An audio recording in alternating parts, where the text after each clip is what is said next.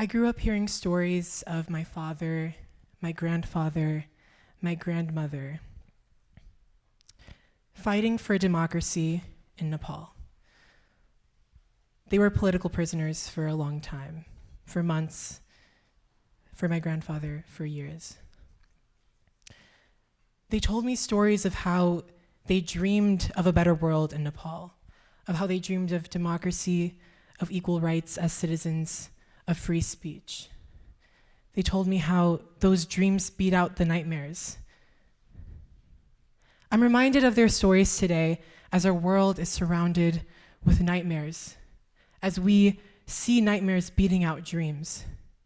I'm reminded of how they rose above the death threats, the harassment, all the different forces working to silence them, to scare them into nightmares instead of dreaming.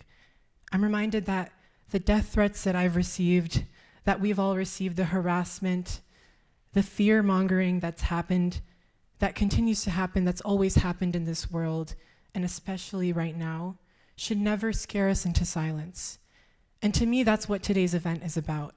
It's about students who have empowered each other to take the stage, to share our stories, to remind each other that we will always be able to dream, especially in this country where we have the rights, where we have the freedoms that we must cherish in order to share our stories and inspire one another into action. So I'm very excited to welcome all of you to the third Our Narratives Showcase at the Institute of Politics, where you will hear 8 speakers, each speak for 8 minutes, about how they've liberated themselves of all of these forces that seek to silence us, how they've overcome alienation, oppression, exclusion, of hurt and harm, to find joy in their personal stories. Never has storytelling and narrative been more important, and I'm so honored to share this space with all of you today. I'd also like to thank, before we begin, IOP Fellow Chief Justice Sherry Beasley and Senator Terry Gibson, who works with the XPOS 40 program at Harvard for public speaking, who have worked so hard and carefully with our speakers to develop the stories that you will hear today. Thank you so much.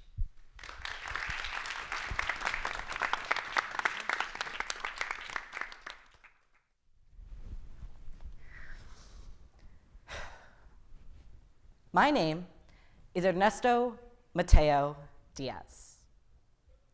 This was no accident. It took my parents a long time to have kids. So when my mother finally became pregnant, with twins nonetheless, they already had names picked out. Mateo came from my mother, a testament to her heritage, to her own mother, an Italian immigrant. Ernesto came from my father, and before that, from his father, and before that, from his. Ernesto was a legacy, one that I would be the 4th Diaz man to carry. Then, my parents found out that they were really having 2 girls, and so they found me a new name. But much like the girlhood that I was assigned, it never quite fit right. I am transgender. I may not have come out until I was 16 years old, but I've always known that I was different. At age 3, I told my parents that I was a girl boy. For Halloween, I dressed up as Mr. Incredible, complete with a fake 6-pack. At Christmas, I was the proud recipient of a Spider-Man bike.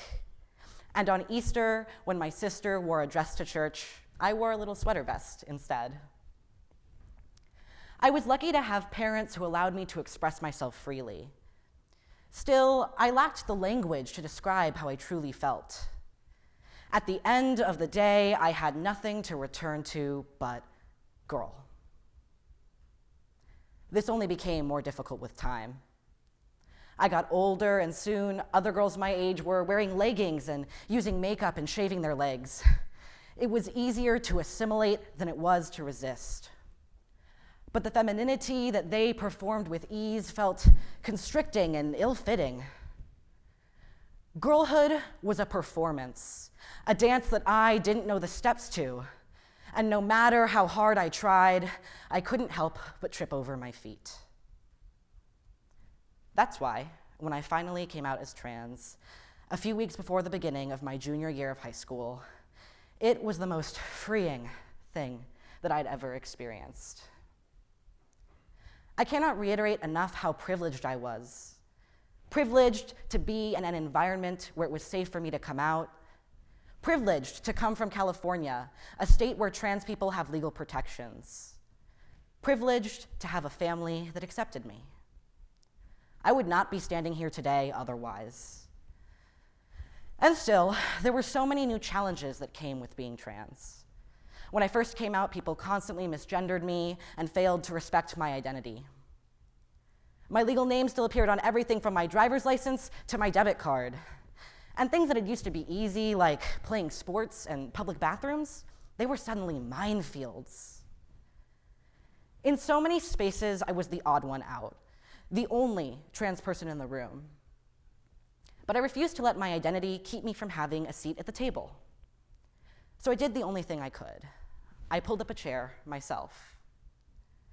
I worked to create new all-gender restrooms at school and train educators across my county. I was the first openly transgender delegate to attend California Boys State. I spoke out, advocating for trans inclusion in every space I occupied. My father has always told me, it's your job to help other people. But this was about more than a commitment to public service, more than just my job. This was an issue of basic human rights, not just for me, but for every trans person who would follow. If I didn't stand up for us, who would? Things have changed since I first came out. During my senior year of high school, I began to receive gender-affirming healthcare. Now, my chest is flatter, my voice is deeper, and my mustache is slowly but surely coming in. Here at Harvard, I consistently pass as male. This is new for me. I'm used to my transness being one of the most visible things about me. After all, when you have double Ds and use he, him pronouns, people connect the dots pretty quickly. In some ways, it used to be easier to be out and proud. I didn't have any other choice. But now I do. Now I get to decide when, and even if, I disclose my transness. It's not an easy decision to make. When I tell people that I'm trans, I know that they don't see me the same way. They don't see me as a real man. But I also know that I'll never be fully satisfied, never feel fully seen if I'm always hiding a piece of myself. No one should have to choose between being respected and being authentic, and still I do.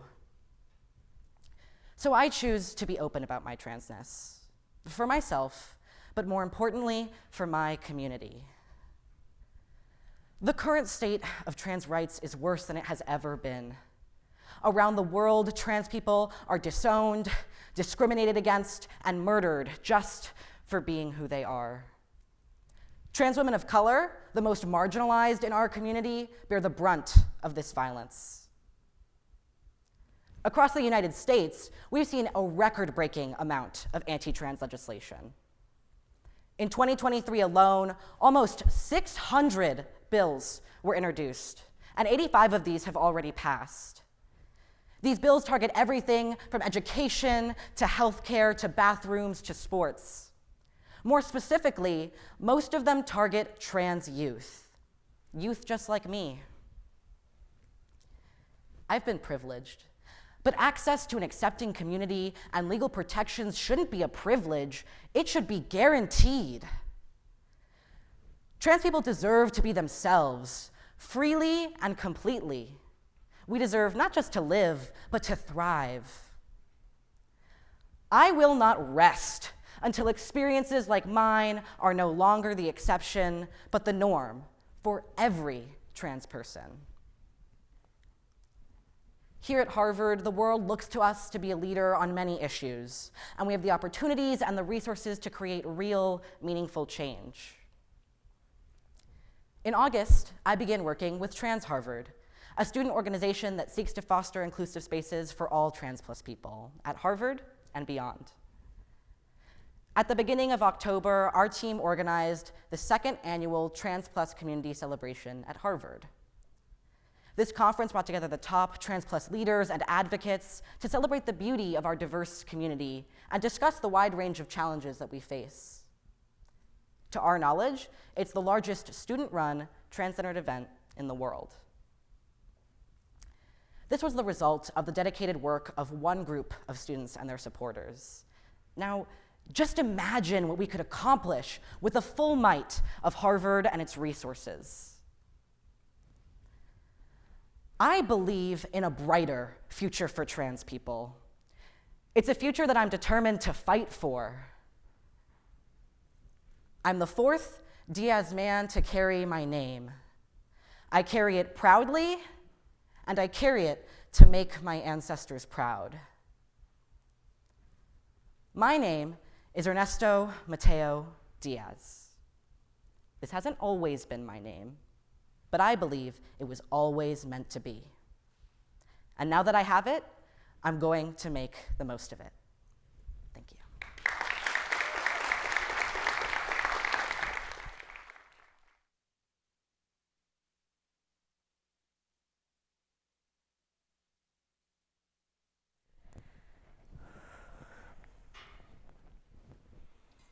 I was 7 the first time I realized I could not trust institutions. I was sitting there, standing by the door, waiting for Child Protective Services to come and do a welfare check at my father's house. I had hoped, okay, this is it. This is the time. I will finally be seen, finally be heard, and be listened to. I'll be safe. I watch her walk in the door. My father greets her, turns on his southern charm, and I see she's fallen into his trance. 7 years old, and I'd already lost hope in an institution whose job it was to protect me. To protect me, to protect my sisters, and to protect thousands of other children from worse situations, ones which sometimes took their lives. I knew then that being from a low-income background and having my single mother being the only voice fighting for me and my sister's safety, that if I wanted to make a difference in the world, if I wanted to help other children like me, I had to get somewhere. And that's when I saw Harvard. Little Alora knew Harvard. Everyone knows Harvard. And I was like, that's where I have to go to make myself a name. I didn't have my life handed to me. I wasn't served anything on a silver platter. I knew if I wanted to get in the door and make a difference, I needed credibility. And so here I am today. However, I'm not just here for Alora. I'm not just even here for my sisters. Every year, over 1,000 children are killed by a parent or guardian. 1,000 children.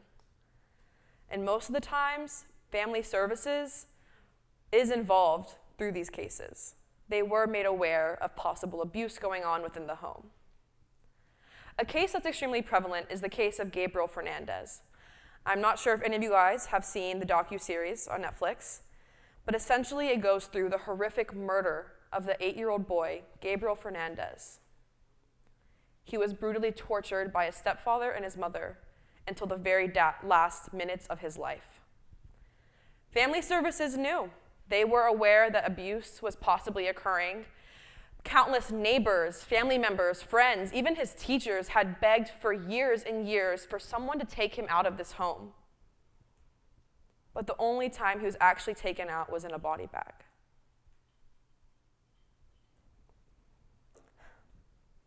As I got older and I began talking with my grandmother through a class project that we had about talking with your grandparents through their history and their ancestors and whatnot, I began to grow past my own passion for children's rights and into indigenous rights as I learned of the Mexican indigenous ancestry my family had.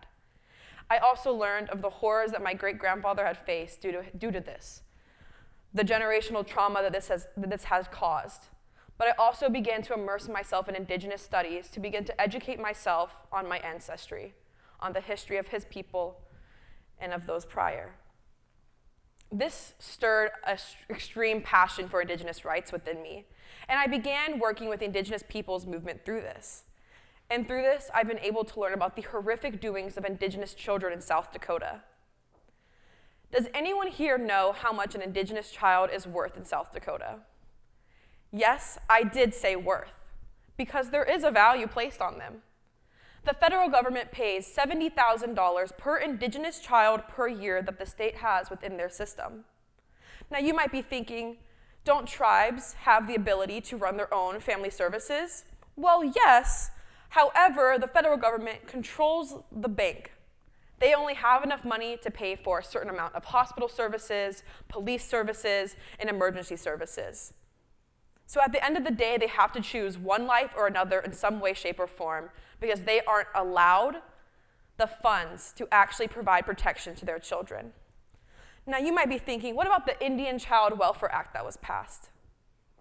Well, obviously we can see here that this is ignored. As only 15% of children in South Dakota are Indigenous, then why do 70% of all children in the welfare system in South Dakota, why are they all Indigenous? And then why are 9 out of 10 of those kids in non-Indigenous households strictly? Because they're mere commodities. That's all they are. It's a way for the state to make money. It's disgusting. These kids are viewed as dollar signs to bring money into the state. Their lives are uprooted, their families are torn apart, and their cultures are stripped from them as they're moved not only all over the state, but all over the country. It is the continuation of cultural genocide. And we all can agree cultural genocide is just genocide. Ever since learning in my own experiences of all of the horrors that children face all over the US, but then even all over the world, I've realized that this truly is something I have to go into. My academia is inspired by it as I study history, focusing on Indigenous studies with social anthropology, hoping to achieve a way to fight for decolonization and equity in this world. I strive to get a PhD and a law degree because I know that through policy change is the only way we're going to see children's lives not commodified. Because we should not be having 1,000 children passing away every single year at the hands of parents or guardians because someone who's hired to do a job cannot do it. And the real issue is that oftentimes when children are taken, it's because the family's crime is poverty and not actually abuse. When I stand here today, I am not just speaking for me. Gabriel was 8 when he lost his life. I was 7 when I lost hope. That's an extreme difference. I feel privileged to make it to 20, which is kind of ironic, as that shouldn't really be a privilege of living to 20 in this time and age. But because I had a mother to fight for me, I've had the ability to. I stand here for my ancestors, for the 1,000 children whose lives are taken every single year. And I ask that there's one thing you remember from my speech, it's his name, Gabriel Fernandez. It's the 1,000 children. And that we can all fight to save children's lives and not allow a single one be taken again.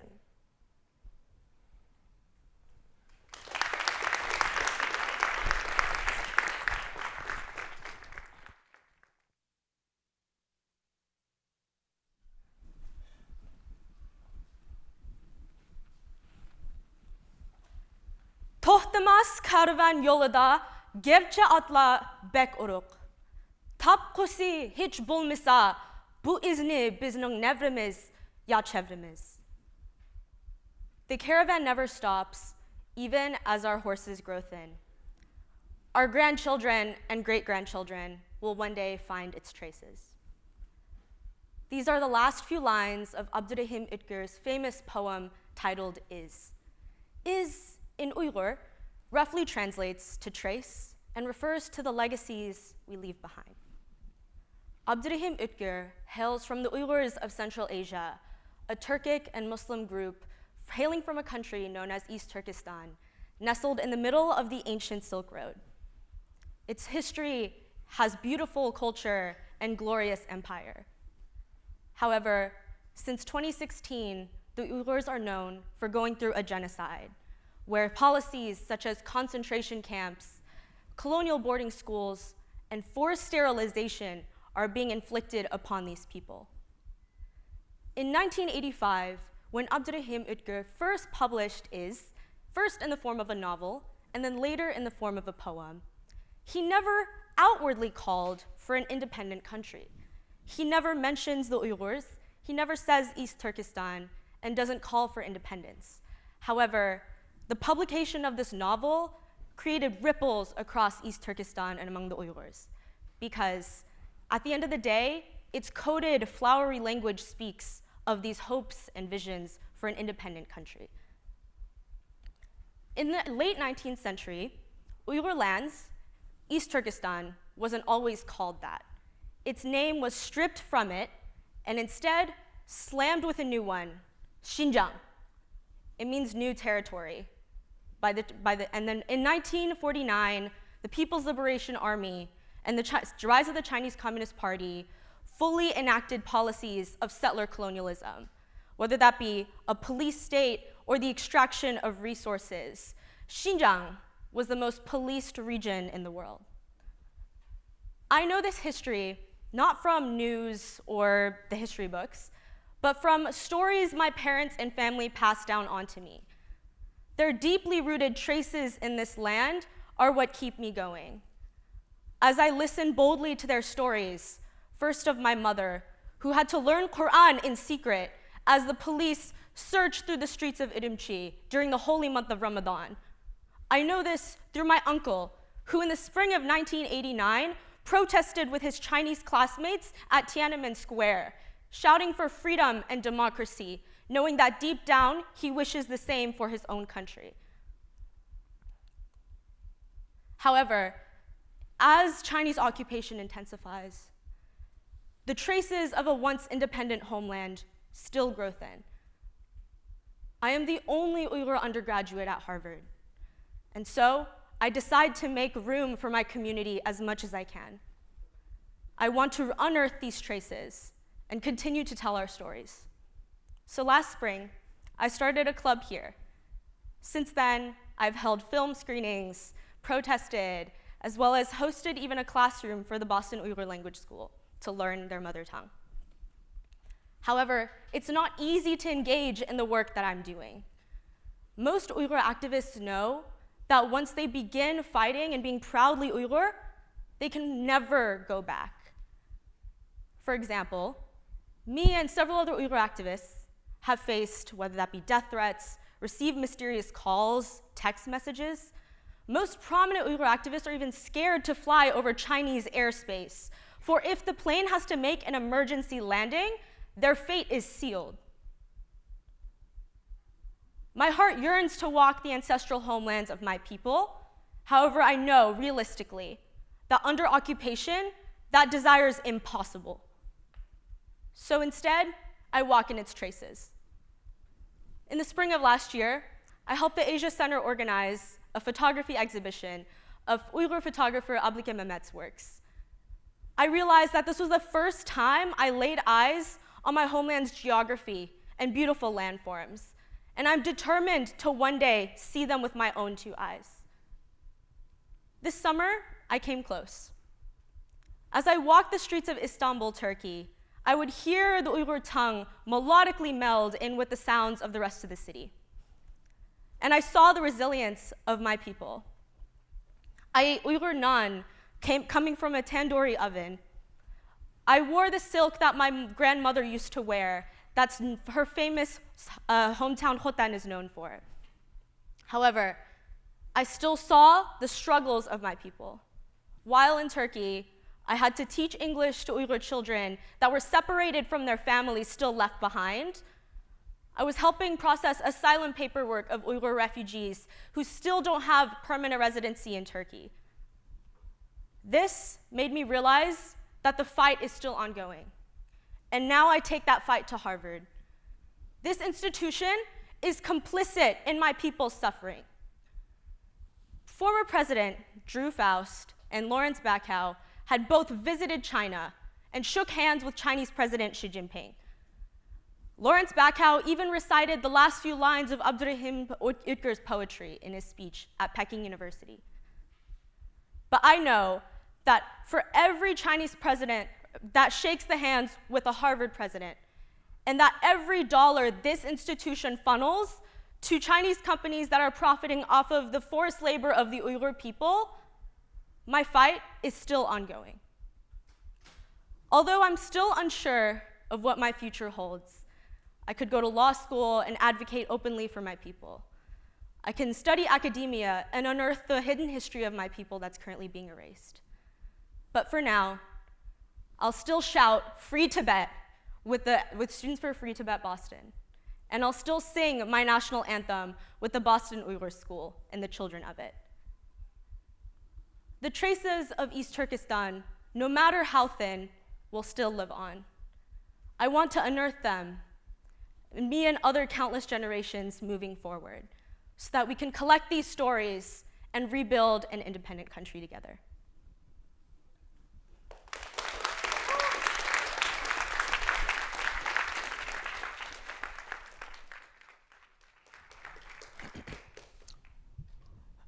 Mwendachezi na omo marejeo ningamani. He who goes to the bow and the stern of the ship has to return to the center. This Swahili proverb accurately describes my identity and public service. And it's the proverb that makes a lot of sense based on where I come from, a fishing tribe, the Luo tribe of Kenya. I was born in Kisumu, a beautiful city that hugs the shores of Lake Victoria in Kenya. And the dominant tribe here is my tribe, the Luo tribe. And eloquence in prose and poetry in my tribe is a cultural currency. And therefore, if you're unable to fit into this, you are rendered a minority.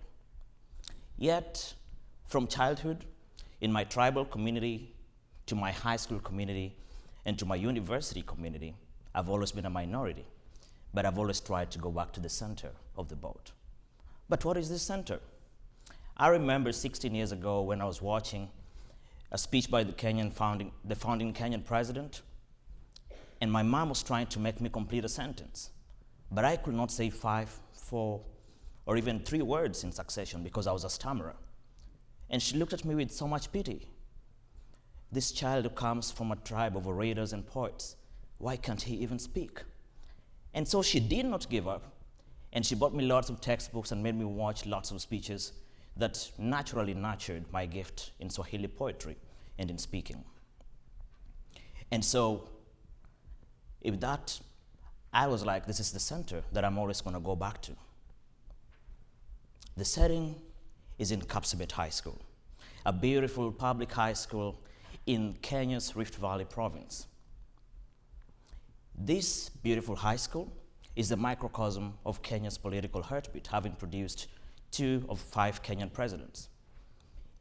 But it's also a national school with tribes from all over the country. But just like any other Kenyan school, there's a dominant tribe. And I was a minority in this place. I was a Luo student in a sea of mostly Kalenjin peers, the famous tribe of all the athletes that run over marathons.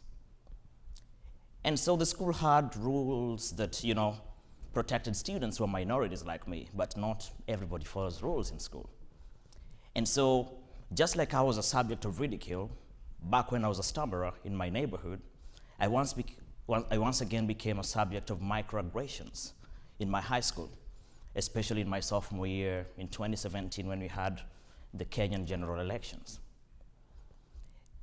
In the United States, the society is mostly stratified by race, but in Kenya, the society is mostly stratified by tribe. And for you to understand what this is, maybe think to 2007 and 2008 in the bloody post-election violence that claimed at least 1,300 Kenyan lives and displaced more than 600,000 people, including my family, temporarily. And so this was my biggest fear in high school. And so the school was growing more and more fragmented because I remember one time somebody asked me, why do you still have your 6 lower teeth? Alluding to the fact that my tribe used to remove the 4 lower incisors and 2 canines as initiation into adulthood. We don't do that now. I have my teeth. And I was like, am I really safe here? And so I remembered the center that I always go back to, which is Kind Words, unifying words of rhyming Swahili poetry. And I wrote lots of poems to my friends and to my classmates and to the whole school. And this served to unify a very divided school based on tribe. Also, these poems were performed in the Kenyan National Music and Film Festivals of 2018 and 2019. In the same vein, this boy who used to stammer facilitated debates in my high school that led me also to be the best national male debater in Kenya in 2018 and 2019. And so I was like, yeah, this is my center, everything is fine. But that was just a lull before the thunderstorm of being a minority in another setting. It is May 2021, I'm sitting on my laptop in Kisumu, filling the long DS-169 immigrant application form to obtain an embassy appointment to get a student visa to study at Harvard University as a non-resident alien, as they call us. And 2 months later, I get the regular check-in email from Harvard, check in for your semester. And I click the button on my identity when I'm checking in. And for the first time, I see that I have to check a box on race. I'm like, what the hell is this? I've always known that I'm Luo, so I have to take, Black or African American. I'm not used to that. And I go to Google and look for the number of people like me in America and realize, oh my, I'm once again a minority. And my minority status has now acquired an international layer. And so I remember I came here at Harvard. Most of my interactions were very, very amazing. But sometimes, you have those few people who will ask you, how did you get here? Did you fly to Harvard? No, I swam across the Atlantic. Does your tribe value education? I'm at Harvard. And so, once again, I felt that kind of discomfort that comes with being a minority 9,000 miles away from home. And I decided to go back to something that could remind me of home. And so in any Harvard African Students Association events, I've always written and recited our beautiful Swahili poetry with Bantu and Arabic roots, just like my heritage. And in the same vein, I've also written extensively on issues regarding unity and identity in Kenya, in East Africa, and largely in the United States and all over the world. And so as we move on to the future, it is always my commitment and my ambition to root everything that I do in public service. I've facilitated debates in Kenya and facilitated workshops geared to helping minority students in whichever schools that they are in, and also students who have speaking disorders like the one that I used to have. In the same vein, I've also written lots of poems on many issues and refused to monetize so many of them despite so many incentives from various people. And so, just like I remember my grandfather every time, as we fish on Lake Victoria, he tells me, bring the Nile perch fish and the tilapia fish to the center of the boat. I know that in the future, I'll always still find situations that create an imbalance in me, where I need to go to the bow of the ship, or the stern of the ship, and try to find a center. But I know that Wenda Tezina Omo, Marijeo Ningamani. Shukran.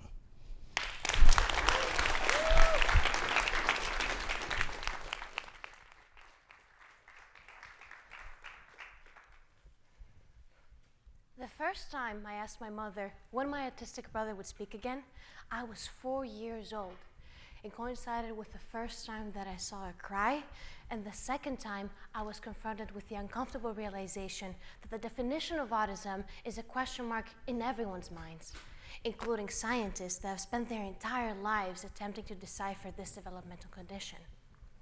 To my blabbermouth self, it seemed incomprehensible that my own blood would not speak into a microphone for all to hear. Thus, the Provocateur Olympics commenced. During the day, I would lift him up, sit on him, and instigate play fights, much to my parents' dismay. My other goal was to invoke some sort of verbal reaction, After all, how many pillow fights can a person stoically endure before they produce a manifesto against tyrannical sisters and their princess cover sets? Turns out infinite. The true test would come at night, when I would confide in him about my dreams, fears, and contemplations. But most importantly, I would tell him, I am here to hear you, and you do not need to say that you love me as much as I love you, to infinity and beyond, growing at a speed faster than Lightning McQueen's, that is. When I would finally allow the loathed silence to take over, he still would not break it. Just hug me and turn my head towards the night sky of Athens so that we could look at the stars glimmering above. No coherent sounds had reached my ears that day, and it was increasingly unlikely that they would the following one. My brother didn't speak when my elementary school classmates mocked him as he was waiting for his school bus, or when a passerby compared him to a lobotomized parrot simply because he exhibits echolalia, the tendency to repeat phrases he hears. But even if he had, I wouldn't have heard him. You see, from grades 1 to 5, I would go to school 20 minutes before anyone else, just so that no one would see him pushing his face in my shoulder, his standardized move upon my departure from my grandmother's doorstep, which was just across the street from my schoolyard. The problem was that despite my willingness to get beaten to smithereens for my brother, the moment we stepped outside, I became an insufferable drill sergeant that would give my dad, who for context is a 6'5" Special Forces colonel, a run for his money in the camp. Behave, sit down, don't jump around, stop chasing those pigeons. Even though I never explicitly articulated a request for silence, restraining the physical activity of a person that does not command language in a neurotypical manner is as good as muffling them.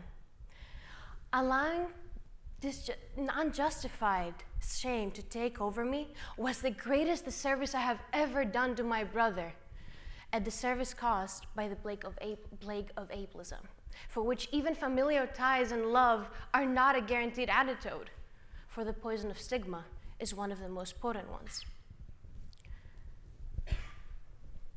The last time I wondered when my brother would speak again coincided with the first time that I realized just how ableist that question is at its core, and how I, of all people, do not have the privilege to conform to the normality of casually penalizing abnormality. Because if I did, my brother would need to face real pitchforks and fire alone. It was the night that one of the leaders of the neo-Nazi political party Golden Dawn was elected as the third most powerful in the Greek government, was calling for the sterilization and state-supported euthanasia of disabled people on national television. This is the proud political platform of men that had performed the Nazi salute days before swearing to protect the ancient values of justice and democracy. In any other case, nature would have sentenced it, referring to a disabled person, to death. But just because of a group of maniac hypochondriacs, it escapes death. As such, creating a heavy emotional and economic burden for itself and society. I checked my calendar to make sure that it was still 2015, and I would do so for many years until their eventual removal from the government with their classification as a criminal organization in 2020. As tears uncontrollably streamed down my face, my brother wiped them down one by one. He hugged me and turned my face towards the night sky of Athens, above the noise made of cement and marble. And at last, I heard the words hidden within his forward eyebrows, his movements, his hugs, his humming. And I decided that would become the microphone that he did not need to hold all the time for it to amplify his voice. I organize awareness campaigns for ableism. I volunteer at centers for kids on the spectrum that provided behavioral, motion, and speech therapies. And I advocated for visibility and acceptance in city halls and conferences.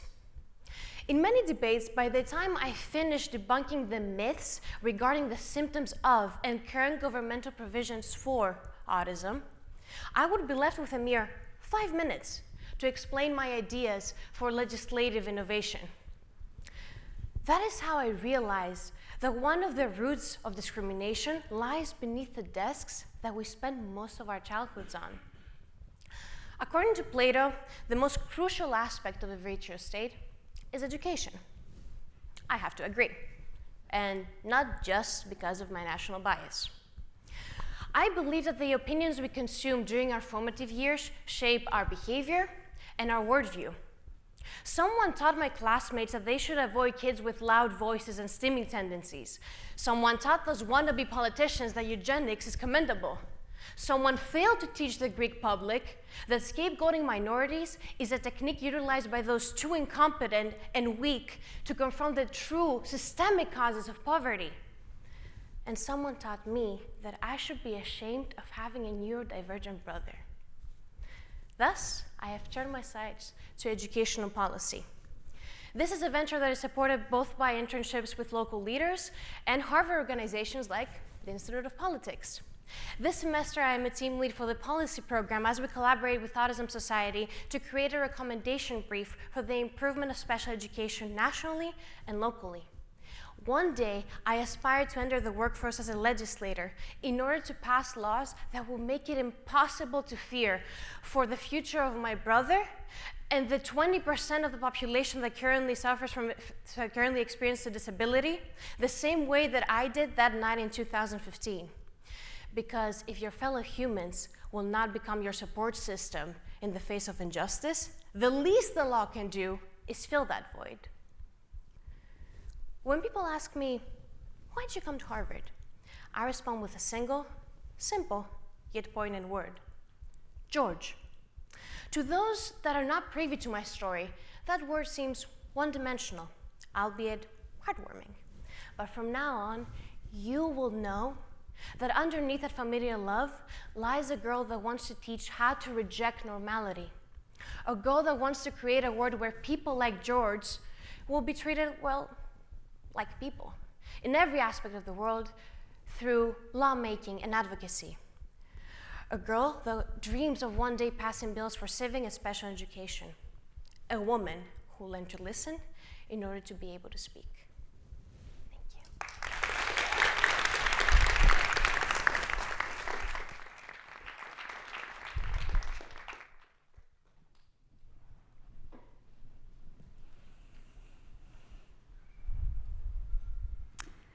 Growing up in a Christian Southern Baptist household, my upbringing as a pastor's daughter was my introduction to public service. I watched my parents serve the immigrant community for over 20 years and sacrifice for their modest ministry. As a child, I watched the burden that my father felt on his shoulders to teach the Word of God fearfully and humbly, without putting himself on any pedestal, and guide the congregation through conflict, sickness, and grief.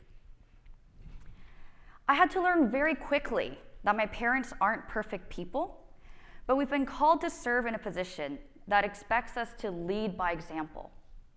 I quickly grew used to the higher standard of morality and integrity, as well as the heightened pressure and scrutiny that comes with being a pastor's kid.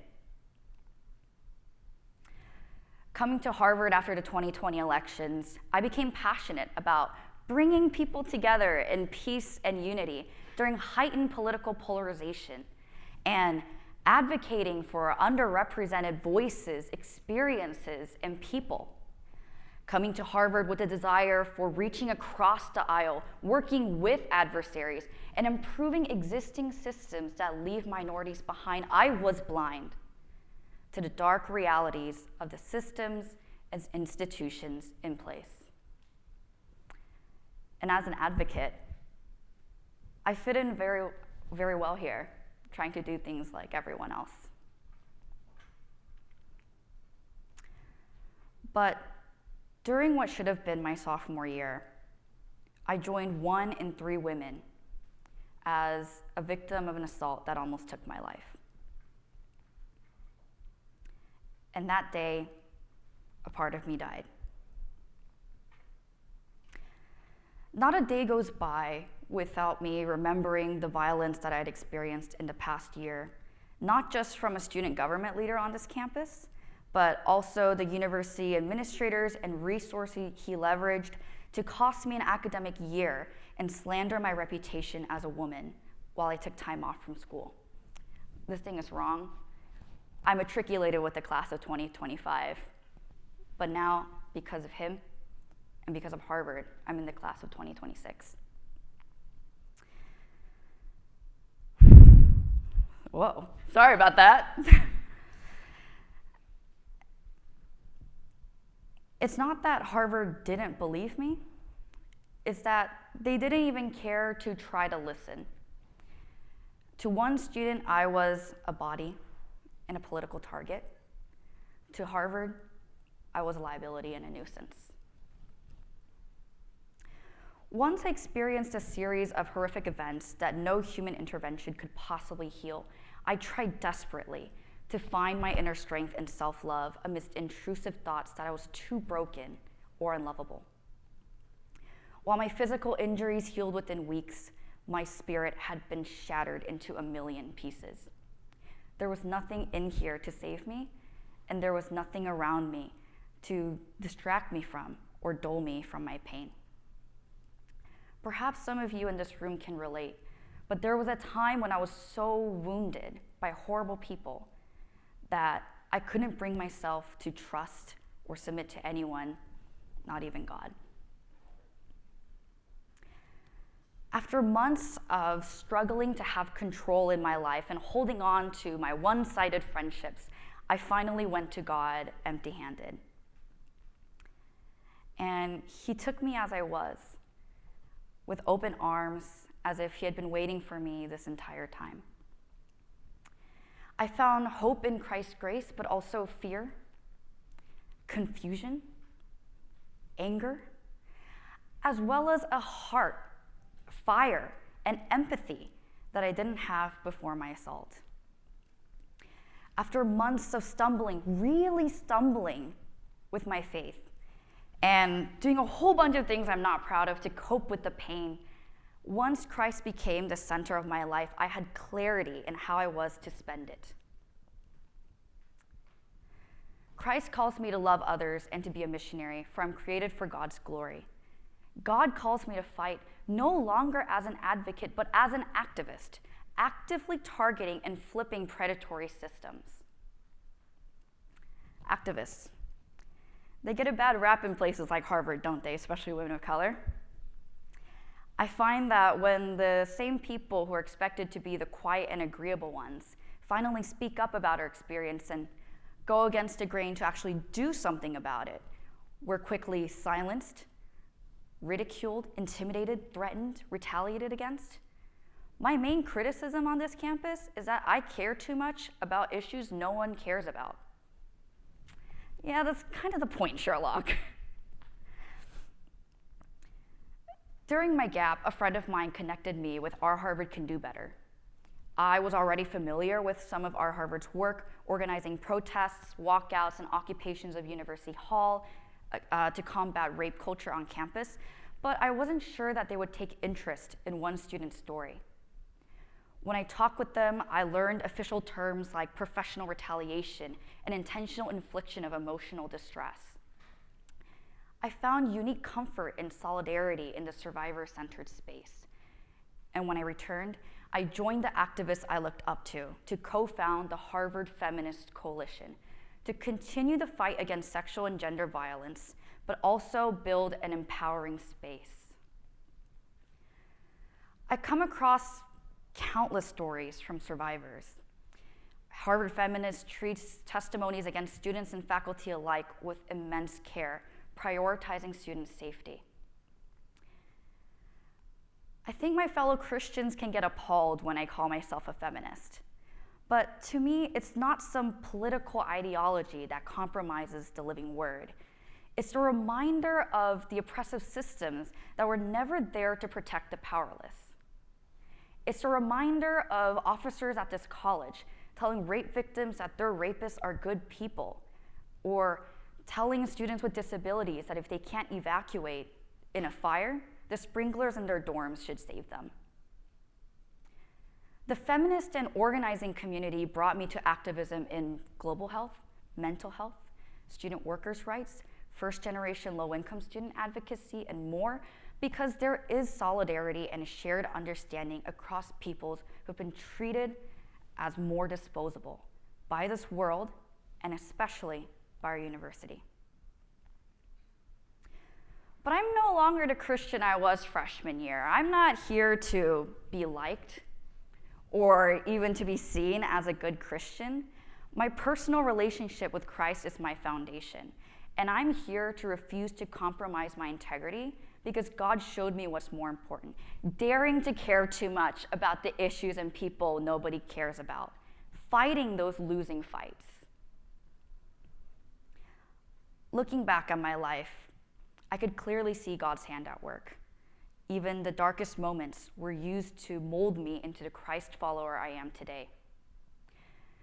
Through this testimony, I hope to share my story not just of brokenness and trauma, but also one of light and hope.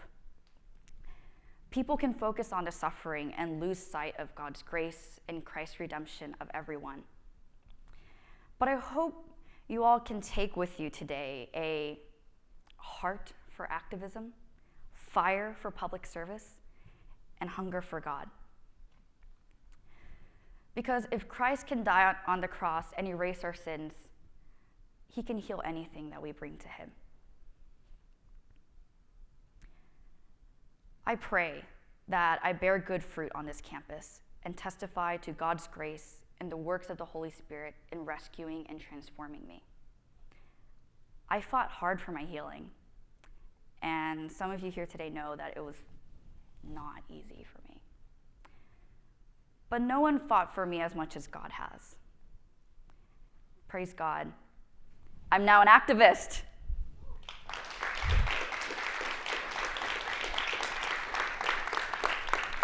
Oh, sorry.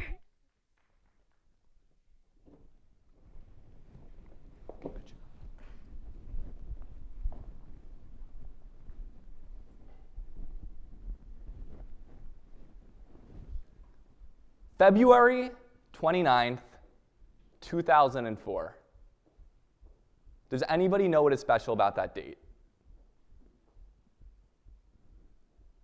It's Leap Day. It's also the day that I was conceived. You might be thinking I'm already telling you too much information. You might be thinking, I don't want to know when this kid's mom and dad decide to have a baby. But that's not my story. You see, I have two mothers. My parents had children using a biological donor. My mother Jane gave birth to my brother Sean, and my mother Patricia gave birth to me.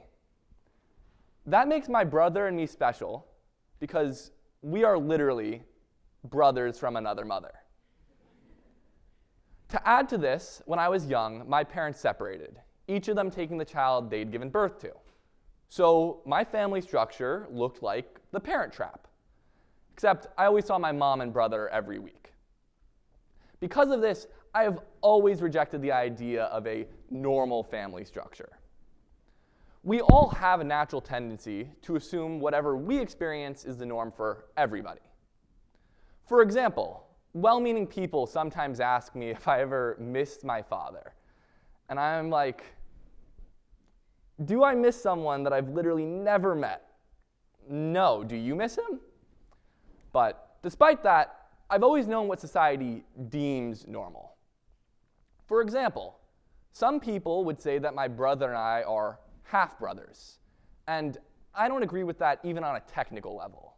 I mean, you wouldn't tell someone that their adopted brother is their 0% brother, so why is it okay to say half? It's the same thing whenever someone asks me how much older my brother is. 4 months, which doesn't make sense given that a pregnancy is 9 months. So every time someone asks, I have to tell this entire story. And I really don't mind because I love my family and my family structure, and I get to chip away at the facade of normality. But when everything around me is not only different, but is designed in a way to make me feel different, it's a subtle reminder that I am what society has deemed not normal. I've never even had a word to describe my household. For most of my life, I've lived alone with my mother, Patricia, and my brother lived alone with my mother, Jane. So it's like 2 single-parent households. But I have 2 parents, so I don't know what to call it.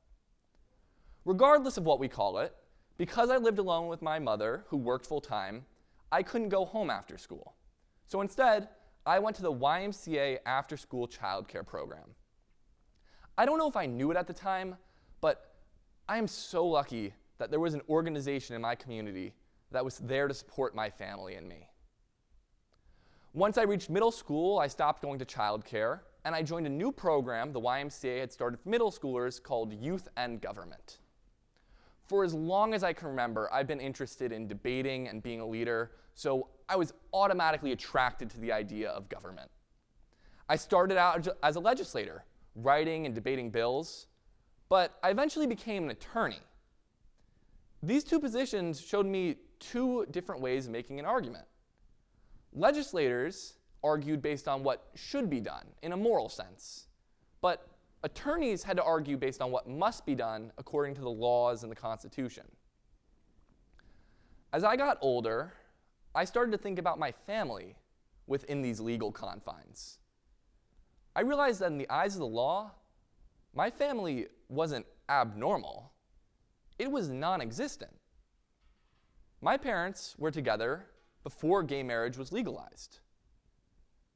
My family never got to have a legal custody battle because in the eyes of the law, we weren't a family who was entitled to one. Even the word for someone like me, a child whose parents weren't married, illegitimate, means not authorized by law. I am not authorized by law. My story is just one of many where the law told someone, you are different. You don't fit. There is no place for you. Keep in mind, this wasn't 100 years ago. This was 20 years ago, less than, in New York. I might sound like a naive young person who can't believe that this was our status quo for so long, but that's because I cannot believe that. I've read the Constitution, and I'm no scholar, but it says, clear as crystal, no state can deny any person equal protection under the law. So why then wasn't it until 2015 that we realized that this applies to gay people too? Even now, the laws remain outdated. Obergefell v. Hodges made it possible for gay people to get married, but it didn't fix the system otherwise. For example, adoption remains the most common way for an LGBTQ parent to establish a legal relationship with their child, and that's because they have to. Even if a parent's name is on a birth certificate, a non-biological parent does not get parental rights in every state. Imagine if after your child was born, you were told you have no legal authority over them, and if you want to get any, you're going to have to go through the process of adoption. Our legal system doesn't make it impossible for LGBTQ families to exist, but it makes it so much harder than it has to be. Our laws fail to live up to our Constitution's promise for equal protection, and I'm not going to hold my breath until politicians pass laws to fix that. When these problems are solved, if they are solved, they're solved in the courts, making the legal profession uniquely important for this issue. That's why I am so happy to say that this semester, I was one of 3 volunteers accepted to work with the De Novo Center for Justice and Healing, a nonprofit that provides legal aid for family law. In this position, I'll be helping families like mine going through the issues of divorce and child custody, not only with the legal aspects, but also with the emotional burden of these issues. After college, I want to work at the intersection of civil rights and family law to help LGBTQ people and the other disenfranchised groups of our society. Our laws were not written for people like me or families like mine, but one day they will be. It might sound impossible to say that we're going to fix the system to accommodate for LGBTQ families when other people are fighting to prohibit gay marriage and trans people writ large. It might sound as improbable as, say, a kid conceived by two mothers on Leap Day. But I am here. There are many other people like me, and there will be many more in the future. So maybe we don't fix it today. Maybe we don't fix it tomorrow. But we must fix it in time for those to come. So one day, everybody knows there is no normal family.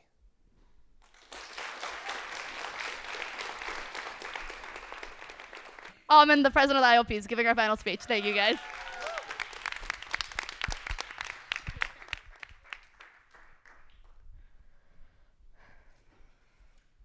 Andanet, in the Demer, unity, growth. It is 2018, and those are the rallying cries of Ethiopia's newly elected prime minister. I am 16, summering in the country's capital city, watching democracy unfold before me, witnessing ecstatic citizens take the streets, celebrating the start of true national unity. Families reunited across borders despite decades of acrid history. The air astir with a peaceful, hopeful urgency. That day, I reached out and in to grasp what made me Ethiopian, and for the first time, I felt that it was mine, if only for a little while. But that too was ephemeral, transient. After all, it's hard to unlearn the persistent dissociation from identity with which I'd been brought up. Sonesh Andenya. It is years earlier, sometime between 2010 and 2015, and that is my mother's not-so-silent mantra. Before all else, she tells me, you are human first. Not a daughter, a sister, or a girl, not black or an American or an Ethiopian at all, merely, profoundly human. Within that principle, there was a naive sort of beauty. Beautiful because the invisible string of humanity tied a piece of me to everybody, but naive because it severed my connection to community. You see, as a human first, I was never raised to claim an identity beyond the flesh that sits on all of our bones, so no wonder I struggled to find a home, grappled with a crisis of self, bubbling in my race on standardized tests. The one diaspora kid who didn't know the ethnic group from which she hailed. No wonder somehow I felt that I'd failed. Yarabo yutagabai maslo. The hungry think they will never grow satisfied. It is 2019, and my longing for identity intensifies. But raised on the human first framework, I knew only to find it by building an expansive network. If I could identify with no one in particular, I resolved I would identify with everyone together. Become fluent in every cultural and ideological vernacular, I became mediator between warring friends and siblings, the token moderate in every high school political debate. Registering voters, but nothing more, nonpartisan in all the typical ways. Civil discourse became my passion because I never fell at the extremes, and part of me was proud that I was driven by a need to find consensus even with those with whom I vehemently disagreed. But part of me longed to feel that sense of camaraderie that had coursed through my veins just 1 year before, as I witnessed the citizens of my family's homeland, my family's country, march with glee, their voices rising into a roar, energized by a brotherhood I couldn't feel anymore. Andanet, in the Demer. It is 2020, and Prime Minister Abiy Ahmed's 2-year-old calls for oneness and prosperity couldn't be further from the truth. All around us, everyone is divided. From the elderly to the youth, all of us mournfully decrying the proof of a fallen world, of tragedies even the most evil among us wouldn't choose. Police killings at home, Ethiopia ravaged by civil war just 2 years after those hopeful calls for peace, indiscriminate mass death, as far as the global eye could see. Advocacy for me, though, proved a challenge. As I struggled to resonate with communities one of whom I had never learned to be. Never Black enough or Ethiopian enough to grieve the loss of parts of me, and so I spoke at protests, feeling like an imposter. I wrote articles on Ethiopian development, hoping to foster information sharing, but avoiding controversy, because on the country's ethnic conflict, how could I hold a position? When all this time it had been my life's mission to find the continuities within the human condition. When all this time I didn't even know the ethnicity of my ancestry, when everyone else seemed to hold it like some kind of religion. I felt powerless and bitter. My parents had raised me to be human, to live a life of empathy, but instead, they had ultimately raised me to be everything and nothing. And so every civic action I took with a sigh, wondering wordlessly to myself why I couldn't seem to find a sense of identity to call mine. Iesus Abate. It is 2023, and I sit in the passenger seat of a decade-old Toyota Vitz while my father attempts to navigate the near-lethal Ethiopia streets. I've returned to the country as a senior thesis researcher to study the best practices NGOs use to mitigate poverty, to eradicate disease, to develop countries, whatever that might mean. But relative to the thrilled and hopeful Ethiopia I had seen just 5 years before, just 5 years previously, the one I saw that day could hold no fewer similarities. It is evident as I clutch my purse to avoid theft, as I converse with development professionals bereft of hope in the institutions for which they once cared, as I watch infrastructure and public goods fall into disrepair, as the travel scope of my research is constrained by the despair of the country's third war in 3 years, it is palatable in the air a sense of insurmountable national fear. What were once double-digit growth rates have been fractionated and unhelped by the state, as militants loot the hospitals of their neighbors, scorch the towns of their friends, as it seems to the mutual destruction there is no foreseeable end, as one drives down city streets shadowed by impotent billboards calling for national unity, inhabited by drivers who for their peers feel an entrenched apathy, as museums and park exhibits pretend to celebrate the beauty of the country's ethnic diversity, but are built by a government who uses drones on its own posterity, all driven by the addictive drug of ethnicity, of identity. It hit me, this epiphany, that this is what my parents pictured when they stressed to me the importance of centering first my humanity. They knew keenly that when weaponized, the beauty of cultural difference can be used to create suffering for which there is no effective resistance. In the absence of humanity, it becomes easy to neglect the needs of equal peers, to justify violence, to mobilize on fear, to vindicate carelessness, and to drive recklessly, to steer a country off the course of democracy, to disregard public infrastructure, to let one's tongue become familiar with demagogic slurs, to forget generosity, to extract oneself from the inextricable web of mutuality in which we live, to rationalize harm near and wide, to fail in doing little good things, to numb at the loss of life. You see, in Ethiopia, perhaps as it is everywhere, pathological division is the enemy of progress, of development.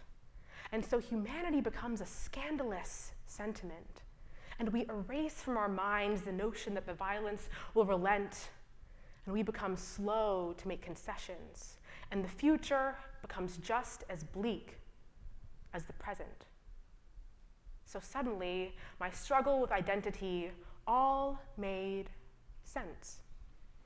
For so long, I had craved the labels I thought would save my self-concept, give me purpose, and a north that was true, that would enable me to advocate for more than the feckless discourse I thought would never be used. But that day, I learned a more universal lesson.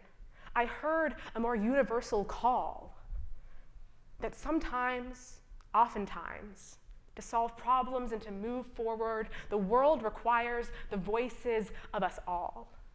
It requires a humility that will bring all of us to the table, that will remind us of the 99.9% of our DNA that is shared. Only then can we begin to see our global hurt begin to be repaired.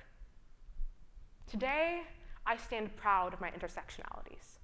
A Black American woman, the daughter of Ethiopians. Maybe one day I'll even figure out my family's ethnic origins.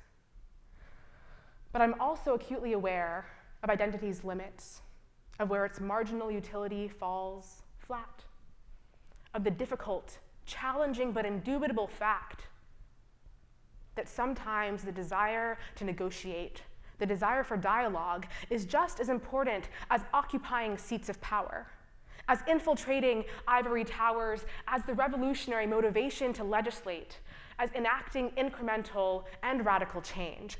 I'm not asking for unity. Sometimes it's unachievable. Sometimes schisms can feel intractable, and sometimes it's hard for us to know that our own views aren't always infallible. But I am asking for understanding, for an acknowledgement that sometimes to see justice for the communities we call home, we often need to let our identities go. We need to step back from our world's cyclically vicious insanity. And sometimes we need to seek first, in the words of Cornel West, the active hope of an inextricably complex, irreducibly true, but infinitely beautiful humanity. Thank you.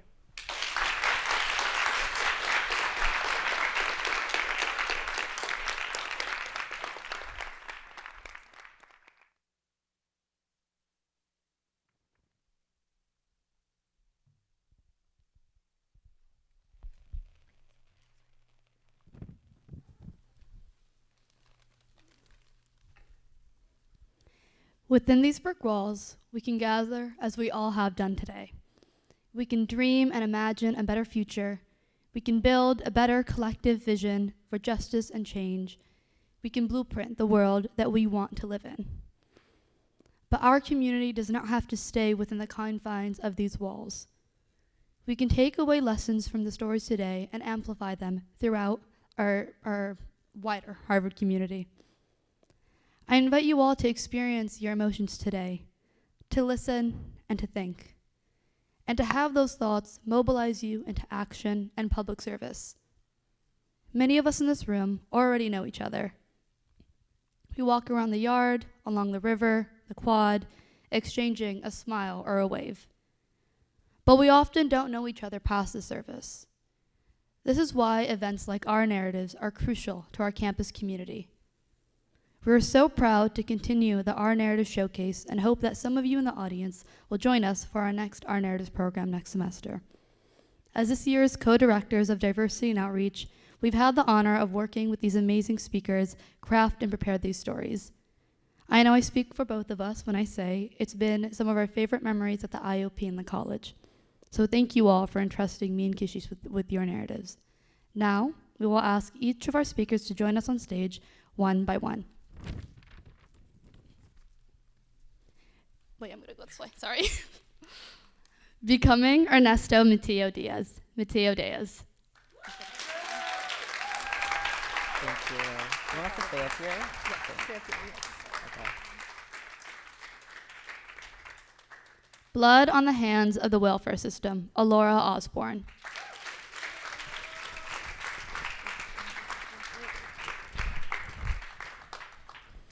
Traces of the Caravan, the Uyghur Struggle in Exile, Kausar Yassin.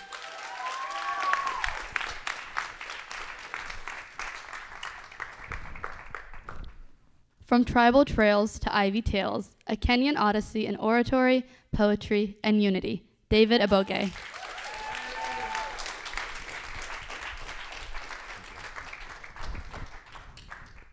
Learning to Listen in Order to Speak, Alexandra Okonomo. She's not here right now, but please cheer extra loud so I can send her the video after. From advocate to activist, how Christ transforms my public service, Eunice Chan. Woo. Okay, thank you guys. No normal family, Matthew Tobin.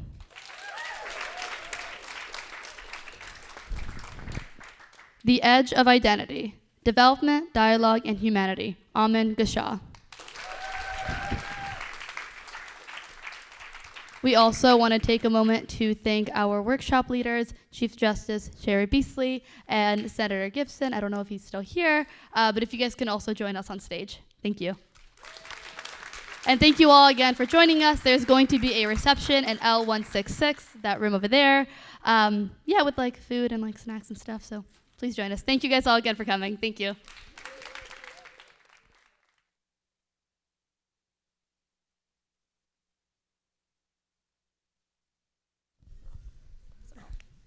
It's on. Oh, wait, cute. I'll be very brief. First of all, I just wanted to say thank you all for being here. Our Narratives is, I think, one of the coolest events that we get to do because we get students on this stage, and I think that's so important.